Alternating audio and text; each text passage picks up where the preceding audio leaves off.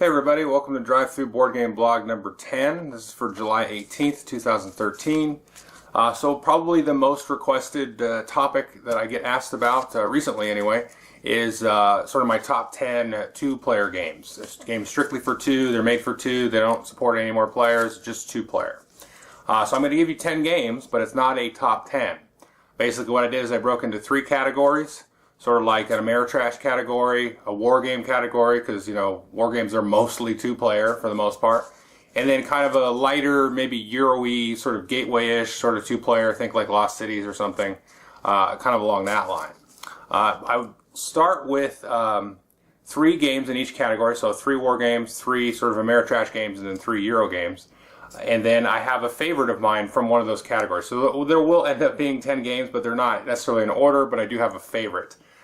So I'll start with the war game category, and I'm going to mention two games that I really like that are two-player, but I actually like playing them better single-player. I'll just make a quick mention of those, and then I'll jump into the ones I really like as two-player. So the first one is Band of Brothers Screaming Eagles. I really prefer, I think, these tactical squad-level games single-player. And I'm not really sure why. I just think that since most of the time with these type of games, all the information is available. You know, there's not really any hidden information, you know, for the most part. I seem to kind of like to sit there and sort of just play out scenarios when you've got that sort of hex and counter kind of thing happening. So that's a game I really like, but, you know, it probably could be in the list, but honestly I prefer playing that single player. The other one is A House Divided, Civil War battle game. Actually done a review of that one.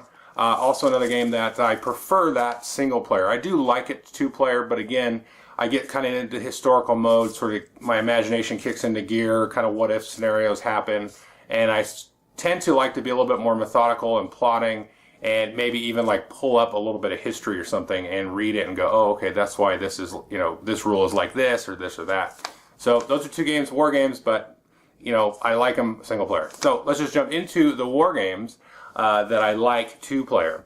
So number 3 is Julius Caesar. I've reviewed that, and I've also reviewed Hammer of the Scots, and I'll probably review Napoleon, which was just released by Columbia Games, probably in a couple of weeks when I get a chance to play it. I really like Julius Caesar. It's kind of your gateway block game. It's a little bit less rules than Hammer of the Scots, but it's very quick and card-driven, you know, back and forth. I really like how the game plays out. There are definite little strategies and little tactical areas on the map that you have to consider and you know, get you into the sort of the theme of the game. But it's very straightforward, very easy to pick up and play with people that are new to war games, even new to just block games. So it's very fun, and again, you can play this in about 2 hours. So I think that's why it stays here, because I can teach it to people and then get it played. The next one is 1989. And maybe I will take flack for this, I guess. I mean, I don't know why anybody would give me hate, but I like 1989 now better than Twilight Struggle because it's more direct, it's more succinct, it's just about a specific, you know, group of countries. It feels a little bit more thematic in a way. I feel like I'm more invested in the theme of it. It has a sort of a direct sort of gut impact because I can grasp it more. Now, Twilight Struggle is sort of like a world domination thing, and that's something that I can't really relate to on a personal level.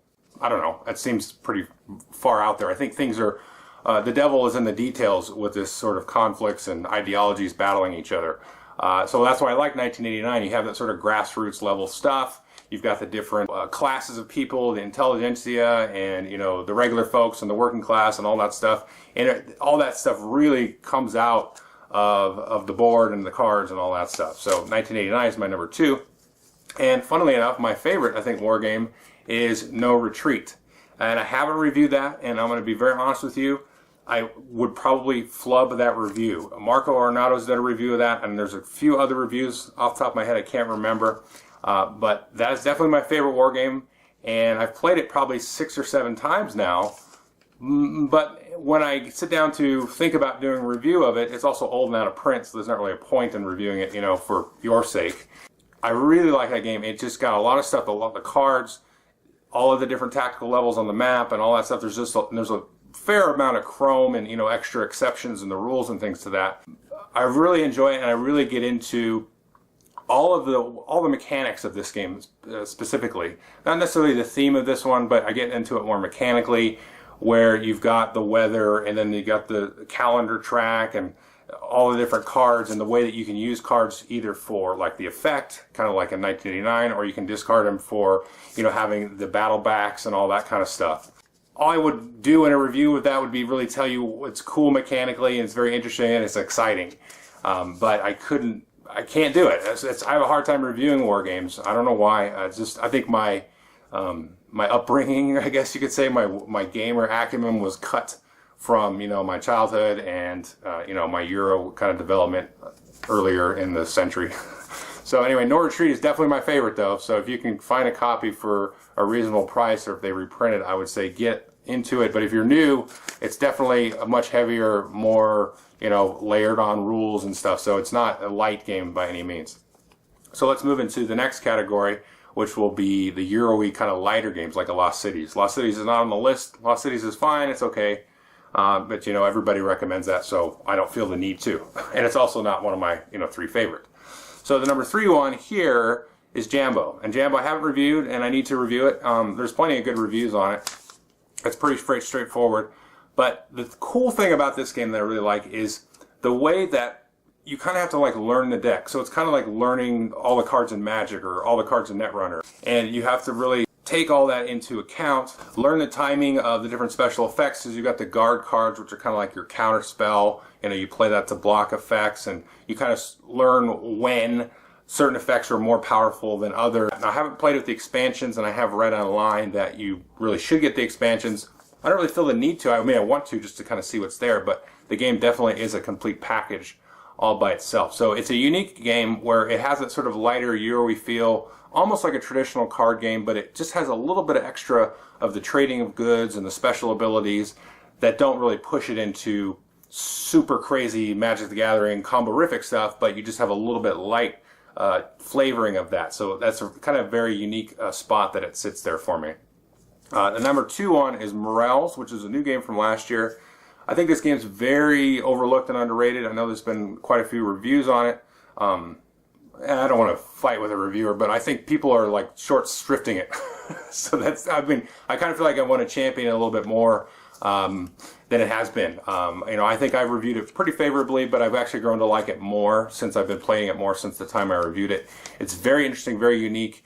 The way those cards kind of come out in that row that you're going to select from, and the decision to use either cards for basically money or those sticks that you can use to purchase or increase your purchasing power versus, you know, laying them down for points. I really like that.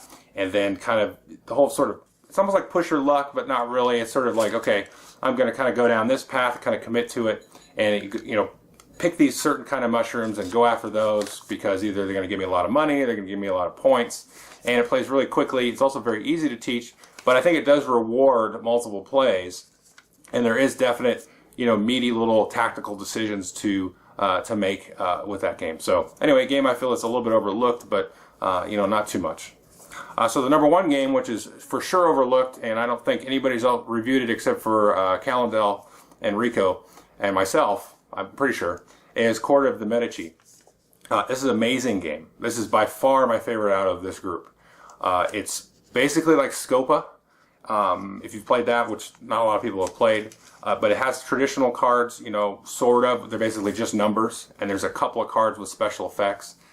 But this is a game you got to give a few plays, and maybe at least 5, but it can play quickly, like in 15 minutes, so it's not too hard to get several plays in. But the way the game plays out and the sort of metagame that can happen based on how you set up the game is really going to drastically affect how you play the game. I've played the game where it's lasted like 3 minutes, and it's just super bloody, but it doesn't feel like, oh, that was random and that was stupid. It feels like, well, that was way different, and I had to totally change how aggressive I'm going to be. And you can be totally aggressive with this game. Just, it's basically like throats being slit, you know, left and right, and I call this a Game of Thrones killer when I first did the review, because it totally reminds me of Game of Thrones. It's these idiots, these sort of, you know, nobility, just cutting each other's throats, just being jerks, and, you know, playing games with each other, you know, while the rest of us just kind of live our lives out. And so it really just, the way that the mechanics and the way everything is very simple and basic, but all of that just jumps right off of the board or out of the card, so to speak. So Court of the Medici, I think that's relatively easy to find. It's not really being printed, but it's super cheap. It's like $5-10 in there. Definitely take a look at it, give it its fair share of plays, and then you get after it. So now we're going to go into the Ameritrash idea. So there's 3 games here, but the 4th one here was actually my favorite game. So I'm going to say number 4 here in this case, because the top one is my favorite out of all. If I had a choice, I would play this game over the rest of them. Now, obviously, these are going to fit different situations. Like No Retreat, I'm not going to play that necessarily with the same person I'm going to play Court of the Medici with. I mean, there's a lot less people that would play No Retreat with me. So, which game is better? I don't know. I mean, they're both totally different. They're totally different. Totally different ends of the spectrum. So, now we're going to jump into the Ameritrash. So, the number 4 game here, these are really tight, I should say, more so than the other categories. These were probably all bunched up really close together. So number 4 would be Netrunner, Android Netrunner. It's basically a trading card game that you don't have to collect. It's LCG. It's fun. It's not like any other trading card game. Most trading card games are basically riffs of Magic, where you have creatures, you get a lot of creatures out, you attack, or maybe there's some effects, some spells and things. This one has a ton of extra layers of bluffing. There's economics that you kind of have to deal with a little bit, and so instead of like putting down lands or resource cards or whatever, like every other TCG, this one has, cards that generate money. You've got to save up money to do your runs or defend against your runs and, all that stuff. So it's very unique. I've gotten all the expansions, I think, and definitely just have a lot of fun sitting around playing, building my decks. And I have one friend that I play this with, so he always wipes the floor with me because I think he plays, well, I know he's been playing competitively recently, so that's my excuse for building poor decks. But anyway, that's sort of my, my little token TCG kind of 2-player thing. That's definitely the best, by far. I like Magic, I like Versus, I like the Warhammer Invasion LCG, I'm probably forgetting one. But Versus used to be my favorite, but definitely Netrunner, cleaned its clock. So the number 3 here is X-Wing. So X-Wing is definitely a good 2-player game. This is one I do like playing with more than 2, just because you can sit down, and it seems like whenever I break it out, usually at a shop or something like that, there's people waiting in line to play with, Luke Skywalker and Darth Vader and stuff. So we've been playing it like, even 4-on-4 we've played it. And that's fun. Just everybody gets a ship, and then you go, and then everybody has a good time, and it's, not too heavy. So, but I do really like it 2-player. It's definitely better 2-player, but anyway, I mean, what can you say? It's X-Wing, it's Star Wars. I'm a big Star Wars nerd, blah blah blah. But it's really fun and really well done, and it's got all the different special abilities, different pilots you can swap in, all the different things. It just there's a ton there. So that's number 3. Number 2 would be Battle Lore, and that is my favorite CNC game. So I've now decided to have that be my CNC game. So I've got a few expansions for that. And it definitely is the meatiest, juiciest CNC game. Command and Colors, if you're not familiar with CNC, definitely the meatiest and juiciest game. That particular sort of theme and the style of battles fits the Command and Colors the best. The range stuff for Memoir and some other games, it doesn't seem to me to fit it as well. I like the idea of moving up troops and flanks and all this different stuff, and the left, right, center stuff in the CNC really goes along with the melee with a little bit of ranged, and I like how this game adds on all the special abilities, the leadership, the morale, all this different kind of stuff. So that would be my number 2. The number 1 overall is also in this category here is Mage Wars. This game is just above and beyond everything. I mean, it's like a CCG. You can build your deck or build your spell book. It's got very thematic, effects that make sense. If you, like the guy always says from the publisher, he says, if Magic were real, then that's what we're trying to accomplish here. And that definitely what it feels like. It's like when you play a spell that does a certain thing, you're like, okay, that's within the context of this game, that's how it would react, and that makes sense. And you've got very diverse types of spellcasters that you can play. You can play the Beastmaster with lots of creatures. You can play the Force Master or the Wizard with lots of, attacks and just spell effects and not so many creatures. It's got just all that stuff thrown into it. They're going to come out with a Necromancer. And again, I mean, this has been reviewed 100 times, and you can definitely go take a look at it if you're interested. But this is the game if I had time, because you need like an hour to 2 hours, especially once you get to know the game. Maybe you'll take longer as you're learning it, but it's a game that I've been able to play and just sit down and we just kind of play it, right? So we're being strategic with this game, but I'm also doing things that make thematic sense. And those two are married, kind of joined at the hip. Where some games you're just thinking purely strategical, sort of like, and they say Jambo is a purely sort of tactical, strategic, you know, a little bit of card counting, and now the theme just kind of go boo, and it just disappears. This one I can still make the strategic and tactical decisions, and they make sense thematically, like, I don't know, 100%. So that's why this game sort of, you know, just rises above that, and it really can't be oversold or anything, how good this game is. So anyway, that's sort of the three categories of two-player games, and they're all really good games. They're all going to fit different, you know, times, different people, different gaming groups, all that good stuff. So anyway, this is the one that's been kind of most requested from me. So I had thought about doing this a few weeks ago, but I kind of was trying to figure out how to do it. You know, do I do just a top 10 list, or what should I do, and what order would I put them in?